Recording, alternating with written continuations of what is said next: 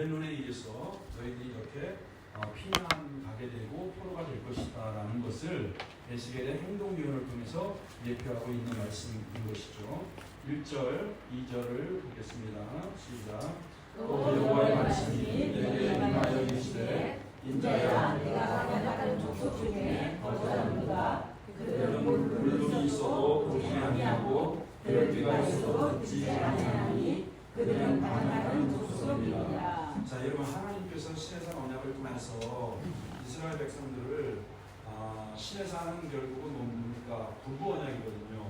그러니까 하나님이 우리의 남편이 되고 우리는 하나님의 신부로서 그러니까 온 열방과 이방인들 가운데 여호와 하나님을 나타내 보이려고 살아계신 하나님을 증거하라고 제사나로 이렇게 뽑아주셨는데 오히려 그들이 하나님이 아닌 우상을 하나님이라고 섬기고 이제 하나님을 배역하는 그 무리들을 향해서 하나님은 반역자라고 얘기를 합니다. 하나님의 그래서 우리가 여러분 신앙생활하면서도 우리가 하나님의 마음에 합한 종들이 되어야 되는데 하나님을 우리 자기 백성으로 그러니까 우리 백성 우리 하나님으로 우리의 남편으로 삼아야 되는데 우리가 하나님을 여러분들 진노의 대상으로 삼는 신앙생활 하면서도 그런 경우가 많이 있습니다.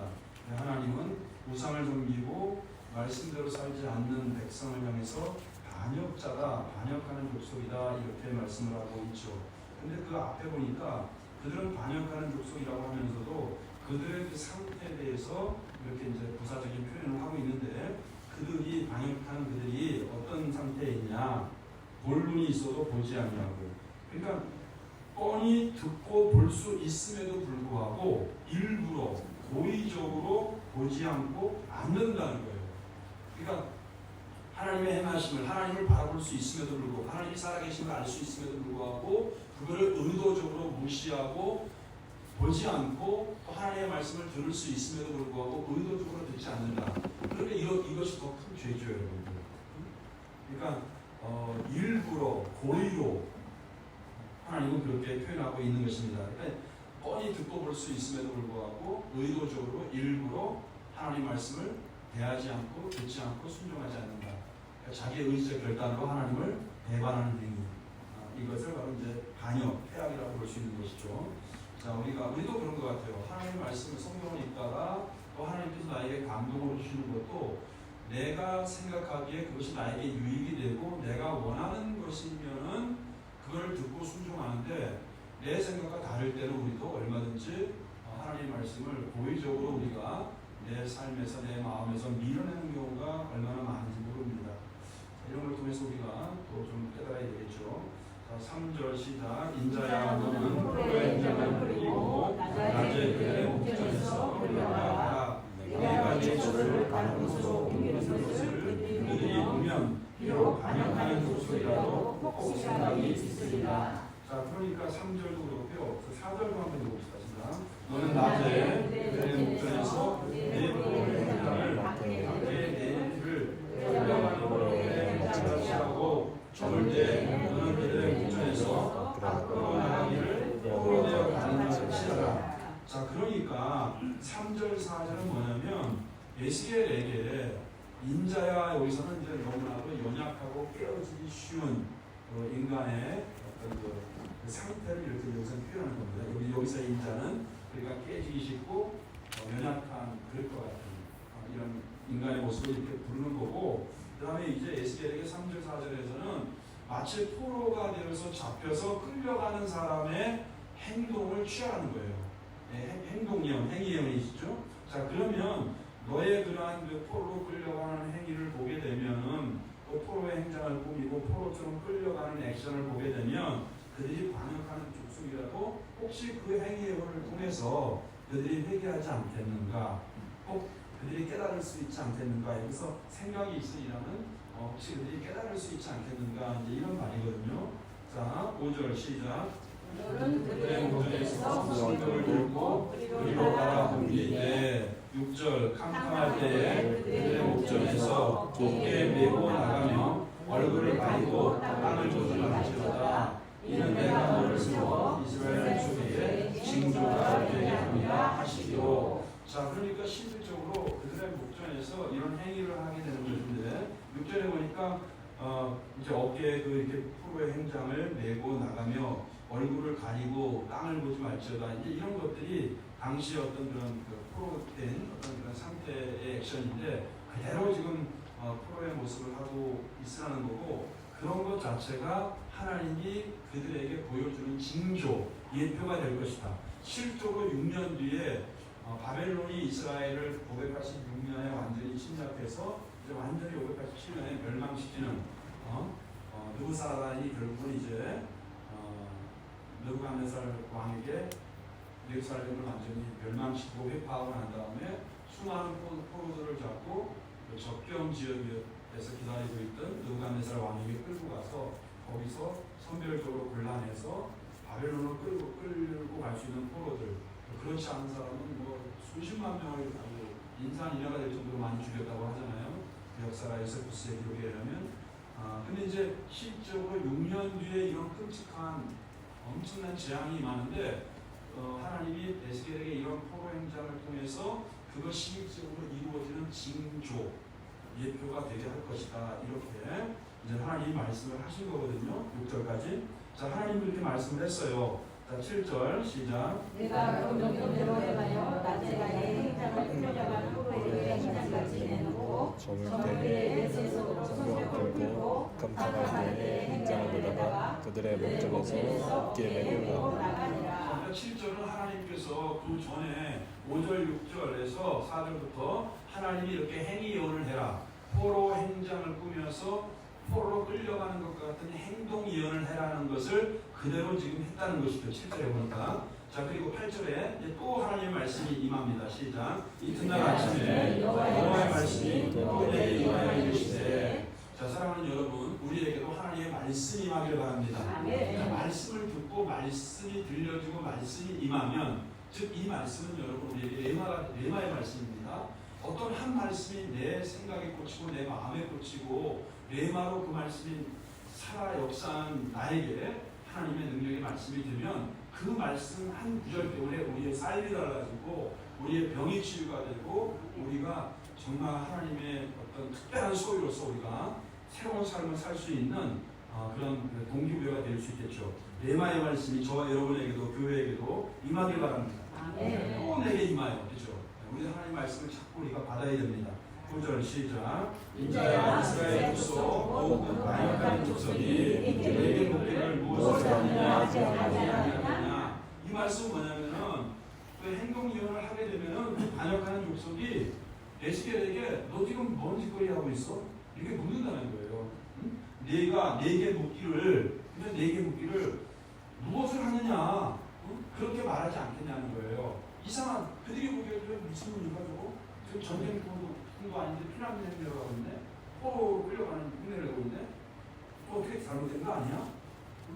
이렇게 그들이 그 행동 예언을 하면은 좀 묻지 않겠냐? 이제 이런 말이고요. 10절 시작. 너는 그들의 말을 주 여호와의 말씀에 이것은 예루살렘 왕과 그 가운데 있는 이스라엘 족속에 대한 묵시라 하셨다. 자, 그러니까 이게 뭐냐면 그럴 때 그들이 물을 때 여러분 그렇잖아요. 지금 전쟁통도 아닌데 막 포로로 끌려가는 어떤 그런 행위를 하면은 사람들이 에스겔에게 그렇게 묻지 않겠어요? 물을 거라는 거예요. 너 대체 왜 그런 행동을 하냐? 자, 그럴 때 10절에서 그렇게 물을 때 너는 그들에게 말해라. 하나님의 말씀에 이것은 내가 이렇게 행동하고 있는 이 행동 예언은 예루살렘 왕과 그 가운데 있는 이스라엘 온 족속에 대한 묵시다. 앞으로 일어날 일이다. 이런 말이거든요. 그러니까 6년 뒤에 일어날 일을 내가 미리 이렇게 행동 예언을 통해서 너희들에게 가르쳐주고 있는 것이다. 왜? 회개하고 깨우치고 돌아오라고. 이해되십니까? 자, 이 말씀이고요. 11절 시작. 또 말하기를 나는 너희 징조라 내가 행할 대로 그들도 포로로 사로잡혀 가리라. 자, 또 이제 이렇게 말하는 것이죠. 내가 이렇게 행동하는 것은 너희에게 이것은 하나의 예표야, 징조야. 내가 행한 이 포로로 끌려가는 이 행위대로 너희들이 실적으로 포로로 잡혀가리라. 자, 제가 여러 번 말씀드렸습니다. 결국은 이제 6년 뒤에 실질적으로 느부사라단, 그러니까 느부갓네살 바벨론 왕의 가장 충성스러운 수하 장군이 이제 변방에 이스라엘 접경 지역에 머물러 있고, 왕은 뭐 그 당시에 머물러 있잖아요. 직접 뭐 이렇게 다 점령하면은 개선 장군처럼 이제 등장하는 거고, 수하 장군이 와서 다 멸망시키고 다 부수고 다 전쟁을 승리로 이끌잖아요. 그러면 이제 왕이 딱 입성하는 거거든요. 자, 그러니까 느부갓네살 왕은 지금 변방 중에 우리가 지난번에 배웠어요. 리블라에 자 대기하고 있고 승전의 소식을 기다리고 있는 것이죠. 자, 느부사라단 그 수하 장군이 지금 실질적으로 예루살렘을 포위해서 1년 6개월 만에 완전히 다 그 물과 양식과 기근을 다 끊어버리고 결국 함락시켜버리죠. 성을 완전히 다 회파시켜버립니다. 그리고 모든 사람들 다 포로로 잡아서 끌고 가는 거예요. 느부갓네살 왕 앞에. 거기서 이제 분리해서 포로로 끌려갈 사람 나머지 다 죽여버리는 거거든요. 그러니까 실적으로 그런 것들이 에스겔의 행동을 통해서 실적으로 6년 뒤에 이제 내가 한 것처럼 그런 일이 일어나게 될 것이다. 그렇게 여러분 우리가 깨달을 수 있는 게 은혜입니다. 할렐루야. 우리는 다 연약하잖아요. 우리는 다 실수가 많잖아요. 근데 내가 빨리 회개하고 돌이키고 깨닫는 것이 은혜인 줄로 믿습니다. 자, 12절 전에 보면은 이제 여기서부터는 뭐냐면은 두려워 떨면 뭐라고 이제 얘기를 해요. 왜 포로로 죽으려고 하고 뭘 것도 없고 너무나 공포와 두려움의 어떤 그런 이제 전쟁이 오게 될 것이고 포로로 끌려가는 어떤 이런 상황이 될 것이기 때문에 너희가 먹는 것도 두려워 떨면서 먹어라 이제 그것이 나오는데 4장에서 여러분들 우리가 기억나시죠? 4장에서는 최소한의 양만 먹으라 하거든요. 근데 오늘 12장에서는 두려워하면서 두려워 떨며 먹으라 이게 대조되고 있어요. 자, 12절 시작. 우리가 성벽을 뚫고 행장을 그리로 가지고 나가고 그 중에 왕은 얻을 때 어깨에 행장을 메고 나가며 눈으로 땅을 보지 아니하고 자기 얼굴을 가리느니라. 이렇게 실질적으로 행동하게 될 것이라는 것이고요. 자, 13절 시작. 내가 또 내 눈을 그의 부딪히고 내 얼굴에 걸리게 하여 그를 끌고 갈대아 땅 바벨론에 이르리니 그가 거기서 죽으려니와 그 땅을 보지 못하리라. 자, 실질적으로 이제 구체로 나오죠. 바벨론 땅에 포로로 끌려가게 될 것이다. 실질적으로 여호와 긴 왕도 그렇고요. 문하스도 마찬가지고요. 이제 바벨론 왕의 포로가 돼서 특별히 마지막 그 문하세 같은 경우도 그죠. 이제 두 눈이 완전히 뽑히고 자기 자식들은 다 비참하게 죽고 결국 바벨론으로 끌려가는 걸 우리가 볼 수 있습니다. 14절 시작. 내가 그 무리하는 자와 그들을 사방으로 두고 또 그 주의자가 칼을 때리리라. 근데 여기 보면은 하나님이 내가 내 그물을 내 올무에 걸리게 하리라. 그러면 내가 다 나오죠. 그러니까 바벨론을 통해서 하나님이 이 일을 누가 하시는가? 하나님이 하시는 거예요. 그 환경을 통해서 하나님이 사용할 뿐입니다. 그러니까 우리가 하나님께서는 불의의 통로로도 사람을 사용하시지만 악한 사람들이죠. 그래서 악인도 적당한 때에 하나님이 그 쓰임을 있는 모양대로 지었다 이런 말을 하잖아요. 그러니까 우리는 하나님께 쓰임받는 축복의 통로가 될 수 있길 바랍니다. 아멘. 왜 하나님을 대적하고 사람들을 시험 들게 하는 그런 통로로 우리가 쓰임받게 되겠습니까? 그렇잖아요. 그렇죠? 교회를 세우고 성도들에게 유익과 믿음을 세워주는 또 하나님 나라를 세워가는 그런 통로로 쓰임받기 바랍니다. 자, 그 다음에 15절 내가 그들을 이방 가운데 흩으며 여러 나라 가운데 해치려야 내가 여호와의 아니라. 자, 그러니까 우리가 그래요. 고난의 떡을 먹고 눈물의 숲을 우리가 뜯어 먹으면서 그 고난과 징계를 통해서 그래도 깨닫게 되면 그래도 다행이거든요. 사랑의 채찍 아니겠어요? 그래도 그걸 깨닫게 되면은 그들이 하나님 앞으로 회개하고 돌아올 수 있단 말이에요. 그러니까 그렇게 하나님이 행하시는 것은 내가 여호와인 줄 알자. 이것은 뭐냐면 너희들 정신 똑바로 차리고 이제는 나만 알아보고 나를 잘 섬겨라. 이런 의도가 여기에 담겨 있다는 것이죠. 자, 16절. 그러나 내가 그중 몇 사람을 남겨 칼과 기근과 전쟁에서 벗어나게 하여 그들이 이르는 이방인 가운데에서 자기의 모든 가증하기를 잘하게 하리니 내가 여호와인 줄을 그들이 알리라. 하나님이 이방인 가운데 완전히 바벨론 유다 백성들을 다 흩어버렸어요.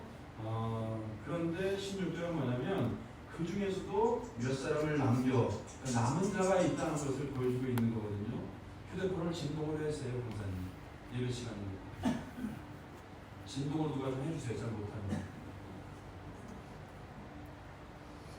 자, 그러니까 내가 그중 몇 사람을 남겨. 그러니까 그런 그 하나님의 혹독한 심판 가운데서도 하나님이 남겨놓을 사람이 있어서 칼과 기근과 전염병에서 벗어나게 한다는 거예요.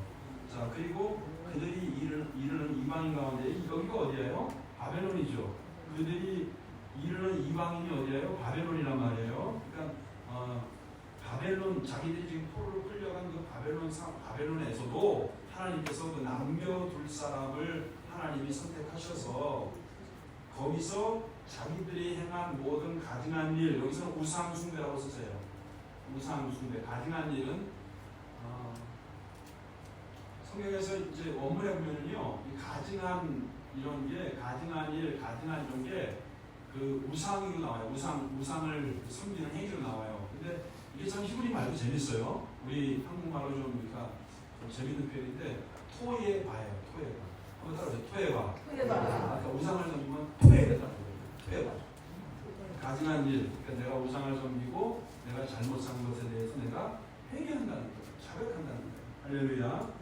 자, 17절, 18절 시작. 여호와의 말씀이 또 임하여 이르시되 인자야 너는 떨면서 내 음식을 먹고 놀라고 근심하면서 내 물을 마시며 왜 그래요? 6년 후에 실질적으로 포로로 끌려가고 아주 공포와 무시무시한 바벨론 군대에 의해서 쑥대밭이 되니까 실질적으로 정말 두려워 떨면서 음식도 제대로 못 먹고 물도 마시지 못하고 이렇게 그들이 될 것이다. 이거를 지금 실질적으로 이제 말씀을 하는 것이고요. 이 땅 백성에게 19절 시작. 이 땅 백성에게 말하되 여호와께서 예루살렘 주민과 이스라엘 땅에 대하여 이르시기를 그들이 근심하면서 음식을 먹으며 놀라면서 물을 마실 것은 이 땅 모든 주민의 포악으로 말미암아 땅에 가득한 것이 황폐하게 됩니다. 자, 여러분 보세요. 아까는 우리가 두 가지 죄악이 성경에서 나와요. 아까는 뭡니까? 종교적으로 영적으로 가늠한 거. 영적으로 가늠한 건 뭐예요? 하나님을 버리고 하나님의 남편인데 우상이 자기 신랑이라고. 그래서 우상에게 절하고 우상을 숨긴 거. 이제 그게 가증한 거, 토해바라고 얘기했어요. 근데 두 번째 여기서는 뭐냐면 이 땅 모든 주민의 포악으로 말미암아 그래요. 자, 그런데 이것이 무슨 말이냐면은 우리가 이제 특별히 그 예레미야나 이사야를 아직 공부하지 않았지만은 특별히 이제 이사야에서 이 얘기를 많이 하거든요. 그러니까 그 사회적 약자에 대한 착취, 억압, 그러니까 사회적인 공의, 그 미시파트라고 제가 여러 번 말씀했는데 원어로 이렇게 그 하나님을 사랑하고 하나님을 섬기는 사람은 당연히 예수님도 그 율법을 두 가지로 얘기했잖아요. 이웃 사랑으로 이어져 가야 된다. 그리고 그것은 크고 작은 거의 문제가 아니고 똑같이 하나님을 사랑하는 것 이상으로 우리에게 맡겨준 이웃을 우리가 그렇게 사랑해야 된다. 이렇게 예수님이 율법을 딱 정리를 해주셨잖아요. 이 땅 모든 주민의 포함이에요. 그러니까 미시파트를 해야 하지 않았다. 사회적 약자들을 더욱더 너희들이 배를 채우기 위해서 착취하고 억압하고 빼앗고 죽였다 이런 거거든요. 마치 그 아합이 나봇의 포도원을 탐내서 그걸 빼앗기 위해서 음모를 꾸미고 거짓 진술로서 죽인 것처럼 이스라엘이 이제 그런 어떤 이 사회적인 어떤 그런 그 도리에 대해서 그런 포악으로 말미암아 누가요? 그 땅의 모든 주민들이 권력자를 주로 얘기하는 거죠. 가진 자를 얘기하는 거죠. 그래서 너희들이 결국 너희들에게 이런 바벨론에 의한 심판이 오게 된 것이고 너희가 많은 것을 가지고 있더라도 너희 것이 안 되고 너희가 두려워 떨면서 음식도 먹게 될 것이고 너희가 결국 망할 것이다. 이제 이런 메시지를 이제 하나님이 하고 있는 것이죠. 20절 시작. 사람이 황폐하여 땅이 정박하리니 내가 여호와인 줄 너희가 알리라. 결국은 이제 사람들이 거주하는 이 성읍이 완전히 심판받아서 황폐하게 될 것이다. 정막하게 될 것이다. 대재앙이고 심판이시죠. 자, 그렇게 하나님이 행하는데 그때서야 내가 여호와인 줄 너희가 알리라 하셨다 하라. 자, 여러분 이게 있잖아요. 내가 여호와인 줄 너희가 알리라. 이게 지금 우리 몇 번 봤죠. 이것이 에스겔서에서만 한번 써보면 좋겠네요. 43번이 나오는 거예요. 뭐 제가 세본 건 아니고 주석책에 그렇게 있습니다. 그러니까 43번이 이게 나온다는 거예요. 자, 그러면서 이제 또 다른 내용으로 가는데 21절 시작. 여호와의 말씀이 또 내게 임하여 이르시되. 자, 지금 벌써 세 번째 임하는 것이죠. 이 여호와의 말씀이 계속 임한단 말이에요, 에스겔에게. 자, 에스겔에게 하나님의 말씀이 또 임했어요. 22절에 시작. 인자야, 이스라엘 땅에서 이르기를. 사람들이 하는 말이야 이제. 하나님이 그러니까 사람들이 무슨 말을 하고 있는지를 다 듣고 있는 거야. 이스라엘 땅에서 사람들이 하는 말, 그들이 하는 말, 이스라엘 땅에서 이제 사람들이 이런 말을 하는데 이르기를 시작. 나이도 모든 묵시가 사라지리라 하는 너희의 이 속담이 어찌 되느냐. 그러니까 이게 뭐냐면 여러분, 이 당시에는 이런 속담이 유행했단 말이에요. 이렇게 누가 진리를 정하고 선지자가 참 복음 말씀을 전해도 오히려 그 말씀을 듣는 게 아니고 비난하고 오히려 정죄하는 이런 그 속담의 일부분이 있단 말이에요, 실적으로. 그러니까 하나님은 그러나 그런 속담이 말이 되냐? 그런 속담이 가당치도 않은 것이다. 이제 하나님이 이렇게 말씀을 하는 것이고요. 그러니까 왜 그러냐면 이게 뭐냐면 에스겔이 지금 6년 동안이나 외치거든요. 계속해서 3차 전쟁 포로로 잡힌 나라가 망하기 전까지 6년의 시간이 있었어요. 지금도. 그러니까 6년 동안 지금 계속해서 외치는데 6년 동안은 무슨 일이 일어났어요? 안 일어났어요? 안 일어났잖아요. 그러니까 일어나지 않으니까 나이 더디고 에스겔이 아무리 그 심판과 전쟁과 재앙의 날에 대해서 이야기를 해도 그들은 조롱하는 거예요. 비난하는 거예요. 지금 이해가 되세요? 그 에스겔이 이 속담을. 근데 하나님이 그 속담을 알고 있어요. 그들이 그렇게 하는 말이 어찌 되느냐? 말도 안 되는 소리를 그들이 지금 하고 있어. 이 말이에요. 그러니까 문맥을 여러분 잘 살펴서 읽으면 좀 이해가 되시죠? 설명을 들으니까. 그러니까 나이 더디고 에스겔이 6년 동안 외치는데 아무런 일이 안 일어나거든요. 무슨 심판이 와, 무슨 재앙이 와. 그러니까 나이 더딘 것 같아. 그러니까 나이 더디고 에스겔이 보여주는 행동력이라든지 에스겔이 말하는 모든 징조, 묵시가 사라지리라. 그들이 그렇게 조롱하는 식으로 에스겔을 비난했단 말이에요. 그 당시 어떤 속담, 이런 속담을 인용해서. 근데 하나님이 그걸 아셔요. 그죠? 그리고 그 말이 어찌 되느냐? 그러니까 무슨 말인지 알겠죠? 그러니까 내용을 모르면 이걸 잘 이해가 안 가는데 그 말이 하나님이 인정을 해요? 인정 안 해요? 말도 안 되는 소리다. 하나님이 이렇게 지금 말씀을 하는 거예요. 무슨 말인지 알겠죠? 자, 근데 6년 동안 아무런 일도 일어나지 않아요. 에스겔의 행동력을 하고 에스겔이 아무리 그 심판을 외치고 재앙을 선포하고 포로로 너희들이 망하게 된다 이거를 보여주고 외쳐도 6년 동안 아무런 일이 일어나지 않으니까 그들이 외치는 이 속담이 맞는 것 같죠? 그렇죠? 그러니까 그들이 이런 말을 하는 거예요. 근데 하나님은 뭐예요? 그 말이 정말 맞을까? 가당치도 않다. 어찌 됨이냐? 이렇게 하는 거예요. 어찌 됨이냐를 그러니까 여러분들이 이거를 거기다 이렇게 밑줄을 쳐놓고 이거를 그런 의미로서 여러분들이 읽으셔야 돼요. 그냥 그것도 모르고 그냥 인자야 이스라엘 땅에서 이르기를 나이 더디고 모든 묵시가 사라지리라 하는 너희의 이 속담이 어찌 되느냐 이렇게 읽어나가면 이거 뭐야? 한 10번 읽어도 몰라. 이 말 뜻이. 이해가 되시죠? 지금 풀어주니까 이해가 되시죠? 자, 23절 시작. 그러므로 너는 그들에게 이르기를 주 여호와께서 하나님이에요. 이같이 말씀하시기를 내가 이 속담을 그치게 하리니. 그러니까 하나님이 그들이 하는 이 속담을 이제 하지 못하게 그쳐버리겠다는 거예요. 이해가 되시죠? 자, 그리고 시작. 사람이 다시는 이스라엘 가운데서 이 속담을 사용하지 못하리라. 너희들이 이런 속담을 선지자들의 말을 받지 않고 정죄하고 비난하면서 사용했는데 이제는 너희들이 다시는 이 속담을 사용하지도 못하고 내가 그 속담을 그치게 할 거야. 누가? 하나님이. 그러니까 하나님이 반드시 해야 한다는 거예요. 자, 그리고 하셨다 하고 또 그들에게 이르기를 날과 모든 묵시의 응함이 가까우니. 심판의 날 그리고 행동 예언을 통해서 또는 에스겔이 심판에 대해서 자꾸 말씀 전하고 있죠. 그 묵시, 그 예언 그것이 가깝게 되었다. 가까우니. 자꾸 말씀드렸어요. 이제 6년의 실적으로 이렇게 일어나죠. 자, 24절, 25절 시작. 이스라엘 족속 중에 허탄한 묵시나 아첨하는 목소리. 이것이 뭐냐면은 에스겔과 반대로 번영과 형통을 이야기하는 거예요. 평안이 없는데 평안이라고 얘기하고 있고요. 왜냐면 실질적으로 에스겔이나 예레미야나 이런 선지자들은 하나님의 진리의 말씀을 참말을 하는데 야, 선지자가 그들밖에 없어? 왜 그들만 들어야 돼? 무슨 말인지 알겠죠? 우리가 유익하고 우리가 잘 된다는 말 들어야지 왜 우리를 자꾸 꼬집고 때리고 아프다는 말 들어? 부정적인 말을 들어? 근데 이렇게 받아들이는 거예요. 그들이 그렇게 하는 허탄한 묵시, 하나님은 그런 허탄한 말이라고요.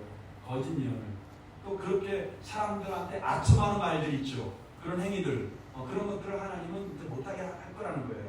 자, 25절 시작. 나는 여호와가 내가 말하리니 내가 하는 말이 다시는 더디지 아니하고 음하리라. 자, 여기 보니까 여러분, 내가 하는 말이 다시는 더디지 아니하고 음하리라. 이러니까 이제 하박국 생각나죠. 지체하지 않고 이루리라. 음하리라. 하박국에서도 이런 거죠. 하나님이 참고 기다리시다가 마치 하루가 천년같이 천년이 하루같이 기다리시다가 왜 아무도 멸망하지 않고 하나님이 회개하고 생명을 받게 하기 위해서 기다리시지만, 그러나 하나님의 심판은 기다림이 있는 것이지 아주 기다리는 건 아닙니다, 여러분들. 그죠? 지체하지 않고 응할 때가 있는 것이죠. 자, 더디지 않고 다시 더디지 않고 응하리라. 자, 반역하는 시작. 반역하는 백성이여, 내가 너희 생전에 말하고 이르리라. 나 주 여호와의 여호와의 말하라. 자, 그러니까 너희가 살아있을 때 실질적으로 6년이니까 이런 심판이 이루어질 것이다. 지체하지 않고 더디지 않고 실질적으로 이제는 에스겔을 통해서 하나님의 말씀이 이루어지리라. 이렇게 말씀을 하는 겁니다. 자, 그 다음에 지금 오늘 이 말씀 보면 여러분들 그 26절에서 27절은, 그러니까 아까 여러분 22절에 날이 더디고 모든 묵시가 사라지리라 하는 첫 번째 그들이 속담을 통해서 하나님 말씀을 무시해버렸죠. 그죠? 에스겔을 지금 거부했단 말이에요. 에스겔을 속담을 통해서. 근데 여기 보면 또 이제 두 번째 속담을 통해서 또 에스겔을 또 받아들이는 게 아니에요. 자, 그 다음에 이제 한번 넘어가 봅시다. 26절 시작. 여호와의 말씀이 또 내게 임하이르시되 인자야, 이스라엘 족속의 말이 그가 보는 묵시는 여러 날 후에 일이라. 자, 거기 밑줄 치세요. 27절에 그가 보는 묵시는 여러 날 후에 일이라. 자, 이것도 그 사람들이 이렇게 속담처럼 선지자들의 말을 반박할 때, 조롱할 때, 비난할 때 사용했던 말이고, 아까 22절에 날이 더디고 모든 묵시가 사라지리라. 자, 이 두 가지 속담을 인용해서 에스겔을 지금 대항하고 대적하고 하나님을 지금 하나님 말씀을 듣지 않는 것이죠. 그가 멀리 있는 때에 대하여 예언하였느니라. 이게 뭐냐면 지금 에스겔이 피난행단 꾸리고 에스겔이 그런 말 하는 것은 지금 이루어지는 게 아니에요. 언젠가 이루어질지 몰라. 그런 말이에요. 그가 보는 묵시, 그가 말하는 거는 여러 날 후의 일이라는 거잖아요. 그가 멀리 있는 때에 대하여 예언하였다. 우리가 살아가는 거예요. 이해가 되세요? 무슨 말인지? 그렇게 지금 이야기하는 거고. 자, 28절에 이제 하나님이 뭐라 그랬죠? 그들에게도 시작. 그러므로 너는 그들에게 이르기를 주 여호와의 말씀에 나의 말이 하나도 다시 더디지 아니할지니 내가 한 말이 이루어지리라. 나 주 여호와의 말이니라 하셨다 하라. 하나님이 그들의 속담을 지금 다 깨뜨려 버리고 내가 한 말이 실적으로 지체하지 않고 더디하지 않고 이제는 뭐예요? 속히 이루어지리라. 나의 말이 반드시 이루어지리라. 그들의 속담을 아주 그냥 완전히 그냥 뭐랄까요? 하나님이 어찌 되면요, 아까는 그런 말씀을 하시고 또 다시 더디지 않고 반드시 이루어지리라. 그래서 여러분 우리가 신명기 18장 22절에 보더라도 그런 말씀이 있습니다. 만일 선지자가 있어 여호와의 이름으로 말한 일에 증언도 없고 성취함도 없으면 이는 여호와께서 말씀하신 것이 아니요 그 선지자가 제 마음대로 한 말이니 너는 그를 두려워하지 말지니라. 그러니까 참 선지자, 하나님께서 말씀하신 하나님의 뜻 가운데 선포하는 선지자의 말을 성취된다. 이런 것들을 우리가 볼 수 있는 것이죠. 자, 13장 조금 해봅시다. 자, 그러니까 12장은 하나님이 이제 말을 하도 안 들으니까 행위를 통해서 이제 그렇게 하나님의 뜻을 보여주고요. 13장은 이제 구체적으로 첫 번째는 이제 남자 거짓 예언자들에 대해서. 그러니까 1절부터 16절까지는 남자들, 그러니까 거짓 예언자, 남자 거짓 예언자들. 그리고 이제는 17절에서 20절은 거짓 여자 예언자들에 대해서 하나님이 말씀을 하는 거고, 그 다음에 21절은 거짓 선지자, 23절까지, 21절, 22절, 23절은 거짓 선지자에 대해서 하나님이 이제 말씀을 하는데 1절부터 시작. 여호와의 말씀이 내게 내게 이르시되 인자야 너는 이스라엘에 예언하는 선지자들에게 경고하여 예언하되 자기 마음대로 예언하는 자에게 말하기를 너희는 여호와의 말씀을 들으라. 또 3절까지 주 여호와의 말씀에 묻는 것이 없이 자기 신령을 따라 예언하는 어리석은 선지자에게 화가 있었습니다. 자, 여러분들 거기다가 자기 2절에 자기 마음대로 예언하는 자 거기다 밑줄 치시고요.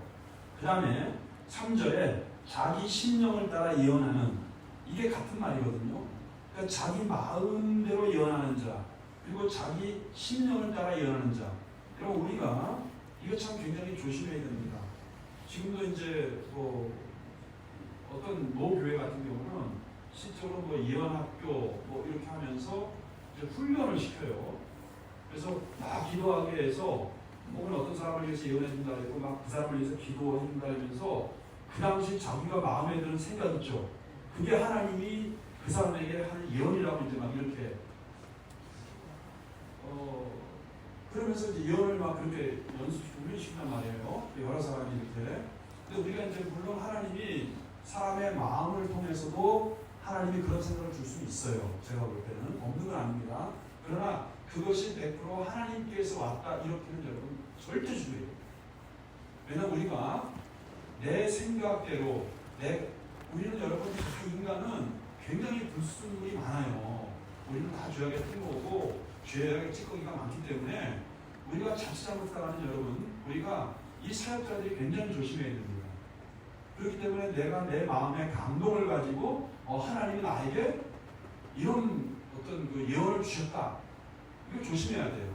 무시해서도 안 되지만 조심해야 된다는 걸 제가 말씀드리고 싶은 거고 그 다음에 여러분들 항상 뭐냐면 성경을 그래서 여러분들에게 제가 많이 강조하고 인도하고 모든 것은 뭐냐면 성경의 말씀을 통해서 하나하나 다 검증을 해야 됩니다. 무슨 말씀인지 알겠죠? 그러니까 저분 보니까 기도를 많이 하는 분이고 예언연설 받았고 분이고 신령하고 그래서 우리는 사람이니까 자꾸 하나님 안 보이잖아요. 그래서 성경은 답답해 졸리기만 하고 그러니까 사람 앞에 가서 좀 신령하다 뭐 기도하다 막 그러면 그냥 그 사람 앞에 가서 그냥 이렇게 목을 메고 그냥 이런 경우가 있거든요. 그래서 우리는 사람에 집중한단 말이에요. 그 사람이 굉장히 능력이 있고 어떤 은사가 강하고 그런 것들이 대단하게 느껴지면 우리는 그 사람에게 예속되기 쉬워요. 그 사람에게 예속되기 쉽고요. 이런 것들이 사실 한국교회에 너무나 큰 부작용이 있잖아요. 지금 한국에 내노라 하는 다 지금 대표적인 이단들이 처음에는 다 대단한 은사자들이었어요. 자기도 변질되고 사람을 세워주고 성숙하게 하고 하나님의 사람으로 세워가는데 유익이 돼야 됩니다. 그렇죠? 예언은 되잖아요. 유익을 위해서, 덕을 위해서 해야 되는데 교회에도 덕을 위해서 예언이 필요한 거예요. 근데 예언을 하는데 교회에 유익이 없다. 어떻게 해요? 성경 말씀입니다. 제 얘기가 아니고. 고린도전서를 잘 읽어보세요, 은사장을. 그렇기 때문에 사랑하는 여러분, 우리가 감동은 좋지만 그 감동이 자칫 내 생각에서 나오는 나도 모르게 내 욕심과 거짓 영역에 내가 휘둘려서 잘못하고 있지 않은가. 그래서 항상 조심해야 되고 그렇기 때문에 여러분들이 말씀으로 잘 검증을 해야 됩니다. 그리고 우리가 왜냐하면 내 생각을 내 감동을 그냥 우리는 약하기 때문에 이거 하나님이 나에게 100% 주신 것이니까 체크할 수 있거든요. 그렇게 믿는 거예요. 그러니까 그렇게 또 선포하는 거예요. 근데 우리가 조심해야 된다는 거예요. 말씀을 여러분들이 잘 그래서 말씀을 통해서 자꾸 검증을 하고 그런 걸 참고로 하되 여러분들이 또 말씀을 통해서 자꾸 이렇게 검증을 할 수 있기 바랍니다. 말씀보다 앞서주는 게 없잖아요. 그렇죠? 자, 그 다음에 그런 사람들은 어리석은 선지자예요. 그래서 그런 사람들에게 화가 있다고 하나님 말씀하고 있죠. 4절 시작. 이스라엘아 너의 선지자들은 황무지에 있는 여호와 같으니라. 보세요. 그렇게 거짓을 예언하고 자기 생각에서 지어내고 자기 마음의 심령을 따라서 하나님의 뜻과는 전혀 상관없는 자기의 마음의 감동, 자기 생각, 자기 욕심에서 나오는 예언을 하는 이런 사람들을 뭐라고 얘기했냐면 여우 같아요. 여우. 근데 아가서 보면 뭐래요? 포도원을 허무는 여우 막 이러잖아요. 그죠? 거기 아가서에서 얘기하는 건 뭐냐면 하나님 나라거든요. 포도원은. 하나님 나라를 허물어 버리는, 교회를 허물어 버리는, 이건 안 되는 거예요. 그래서 우리가 주의 종이 되려고 하더라도 그래서 여러분 주의 종이 되려고 하더라도 그냥 어디 뭐 이름 가서 어디 가서 그 사람이 6개월 만에 1년 만에 무슨 갑자기 제가 잘 아는 김포 어느 교회도 집사였거든요. 근데 그 목사님이랑 지금 많이 뵀는데 그분도 김포 어느 쪽에서 여자 집사인데 1년 만에 목사가 되어서 거기가 교회에 집었어요. 그런 사람 많습니다, 여러분들. 제대로 신학교육도 안 받고 어디 신학교인지도 모르고 그냥 은혜 받고 그냥 그러면 그냥 저래요. 그러니까 우리가 하나님 나라를 잘 세워가고 교회를 유익하게 하고 잘 세워가야 돼요. 조심해야 돼요. 자, 5절 시작. 너희 선지자들이 성 무너진 곳에 올라가지도 아니하였으며 이게 뭐냐면 여기서 너희 선지자들 사들에도 너희 선지자들이 있죠. 그 선지자들이 하나님 나라를 교회를 허무는 여호와가 되는 거예요. 거짓 예언을 하고 덕을 지키지 못하니까. 그 다음에 5절에서도 그 선지자 똑같은 선지자거든요. 거짓 예언자들 자기 생각대로 자기 신념에서 나오는 대로 막 감동이라고 하나님의 뜻이라고 예언하는 사람들 성 무너진 곳에 올라가지 않는 것은 뭐냐면 중보자를 얘기하는 거예요. 무슨 말인지 알겠죠? 중보자. 오히려 사람들이 무너져가고 이제 신앙을 회복하지도 않고 중보하지도 않는다 이런 말이고요. 이스라엘 족속을 위하여 여호와의 날에 전쟁에서 견디게 하려고 성벽을 수축하지도 아니하였느니라. 그냥 자기의 이익과 자기 뜻에 따라서 자기 목적을 이루는 데는 관심이 있지 교회가 하나님을 먼저 생각하는 그런 관점이 없는 거예요. 그러니까 전쟁에서 견디게 하려고 성벽을 잘 수축해야 되는데 그런 거에 관심이 없고 오히려 자기의 사욕과 자기의 어떤 목적을 이루는 데 바빴다. 이제 이렇게 5절에서 하나님이 자기 마음에서 마음대로 예언하는 사람들 거짓 선지자들에 대해서 하나님의 말씀을 하시고요. 6절에서 시작. 여호와께서 말씀하셨다고 하는 자들이 헛되는 것과 거짓된 정죄를 보며 사람들에게 그 말이 확실히 이루어지기를 바라게 하거니와 그들은 여호와가 보낸 자가 아니라 할렐루야 아닙니다 여러분들. 따라해보세요. 그들의 열매로 그들을 알리라. 예수님 그러잖아요, 그렇죠? 그들의 열매로 그들을 아는 거예요. 그렇기 때문에 어떤 뭐 허탄 실적으로 증언이 보이고 능력이 나타나고 막 이렇게 이런 것 같아도 그래서 그런 걸 통해서 자기들의 말이 확실히 이루어지기를 바라지만 하나님은 뭐래요? 내가 보낸 자가 아니다. 7절 너희가 말하기를 여호와의 말씀이라 하여도 내가 말한 것이 아닌즉 어찌 허탄한 묵시를 보며 거짓된 정죄를 말하는 것이 아니냐. 하나님이 그들이 이거 하나님의 말씀이야 하나님의 뜻이야 이렇게 말을 해도 그리고 그들이 그렇게 이야기를 해더라도 하나님이 내가 말한 것이 아니야 내가 준 것이 아니야 이 뜻이거든요. 내가 한 말이 아니기 때문에 그들은 결국 허탄한 묵시 거짓된 뜻이라는 거 예언이라는 거예요. 거짓된 정죄를 말한 것이 아니냐 이렇게 지금 하나님이 말씀을 하고 있는 것이고요. 자 8절에 그러므로 시작 그러므로 여호와께서 그같이 말씀하시느니라 너희가 누구예요? 거짓 선지자죠. 자 거짓 선지자 너희들이 허탄한 것을 말하며 거짓된 것을 보았은즉 내가 너희를 치리라. 이게 무슨 하나님? 막해 하나님. 그래서 막 맞아 막해 하나님. 주 여호와의 말씀입니다. 9절 시작. 그 선지자들이 허탄한 묵시를 보며 거짓 것을 점쳤으나 내 손이 그들을 쳐서 또 나오죠. 쳐서 막해. 자, 내 백성의 공회에 들어오지 못하게 하며 이스라엘 족속의 보적에도 기록되지 못하게 하며 이스라엘 땅에도 들어가지 못하게 하리니 너희가 나를 여호와인 줄 알리라. 자, 9절도 보세요. 그 선지자들, 거짓 선지자들이 지금 허탄한 묵시, 하나님의 뜻이 아닌 것을 하나님의 뜻이라고 속였단 말이에요. 또 거짓 것을 지금 점쳤단 말이에요. 그렇게. 그러니까 하나님의 손이 그들을 쳐서 하나님이 징계한다는 것이죠. 막해 하나님 얘기 우리 배웠죠. 하나님이 그들을 쳐서 내 백성의 공회나 믿으시고요. 여기서 공회는 뭐냐면 거룩한 총회인데 구약에서의 말 그대로 거룩한 총회인데 이게 유대인들에게 이스라엘 백성들에게 어떤 의미가 있냐면 하나님의 나라, 아브라함의 품에서 제외된다. 하나님의 나라에서 제외된다. 자, 신학적으로 표현하면 뭐예요? 구원에서 제외된다. 이런 말이에요, 지금. 그러니까 우리가 이게 얼마나 무서운 말인지 모릅니다. 선생 되는 게 뭐가 중요해요? 목사 되고 전사 되는 게 뭐가 중요합니까, 여러분들? 오히려 내가 겸손하게 평신도로서 얼마나 내가 주의 많이 할 수 있잖아요. 그래서 오카노 목사님이 그 얘기가 기억나네요. 한참 오카노 목사님 때문에 은혜 받고 신학하고 목사 되니까 목사하지 마. 그래서 저기 뭐지 그분이 의사가 되어서는 이렇게 청직이 맨날 되는데 그래서 오카노 목사님이 내가 목사님 때문에 맨날 이걸 지금 귀에 꽂고 내가 이거 의사 이거 하고 있잖아요. 이러면서 그 얘기가 기억나는데 여러분 우리가 꼭 목사만이 그게 아니거든요. 하나님이 나에게 맡겨준 은사가 다르고 내가 다른 일을 통해서 얼마든지 오히려 여러분 목회자는 게 참 두려운 거예요. 이 주의 좀 되는 게 참 두려운 거예요. 저도 고등학교 추억 썼으니까 한다고 그랬지 지금 같았으면 안 했을 것 같아요. 이게 참 두려운 거거든요 사실. 자 그래서 그 다음에 보세요. 이스라엘 족속의 호적에도 밑을 치세요. 이 호적은 뭐냐면은 생명책이에요. 무슨 말인지 알겠죠?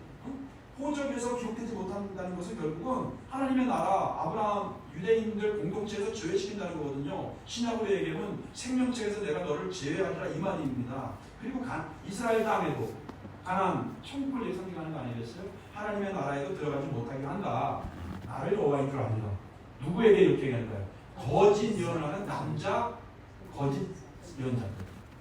자기 사역과 자기 배를 채우기 위해서 자기 마음대로 막 예언하고 자기 생각대로 하나님이 나에게 말씀해서 자기 생각이 하나님의 생각이에요.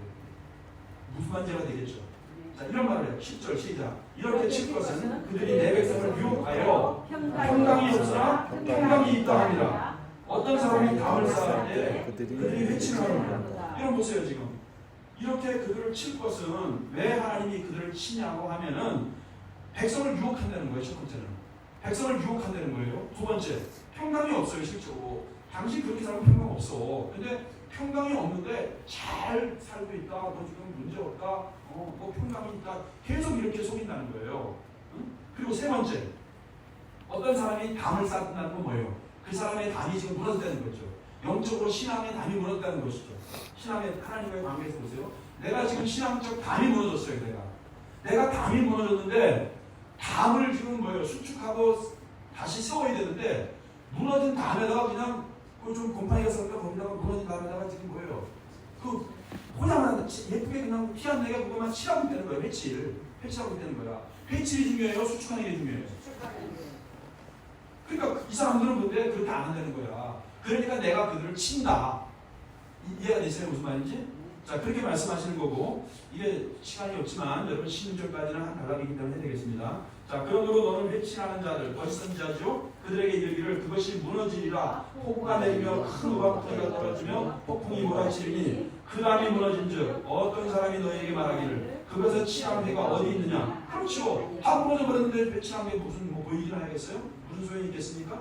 자 13절 시작. 그러므로 나 주 여호와가 말합니다. 내가 분노하여 폭풍을 퍼붓고 내가 진노하여 폭우를 내리고 분노하여 큰 우박부리로 무너뜨리리라. 14절 회칠한 담을 내가 이렇게 허물어서 땅에 넘어뜨리고 그 기초를 드러낼 것이다. 담이 무너진즉 너희가 그 가운데서 망하리니 나를 여호와인 줄 알리라. 이와 같이 내가 내 노를 담과 회칠한 자에게 모두 이루고 또 너희에게 말하기를 담도 없어지고 칠한 자들도 없어졌다 하니 이들은 예루살렘에 대하여 예언하기를 평강이 없으나 평강의 묵지를 보았다고 하는 이스라엘의 선지자들이니라. 주 여호와의 말씀입니다. 그러니까는 여기 보면 15절에 내 노를 담과 회칠한 자에게, 그렇죠? 이 담은 뭐예요 지금? 영적으로 타락하고 변질되고 신앙이 완전히 하나님을 떠나서 무너져가고 있는데 그것도 못 깨달아. 거짓 선지자가 말하는 거 그냥 그대로 받아들이고 그러니까 둘 다 책임을 다무는 거예요 하나님은. 이해가 되세요 무슨 말인지? 거짓 선지자들 심판에 대해서 지금 16절에서 말씀하는 거고 17절부터는 여자 거짓 선지자. 하나님과 동등한 것 같아요. 여자만 남자만 그런 게 있는 게 아니라 여자들이 또 있어. 그래서 그거는 다음 시간에 보겠습니다.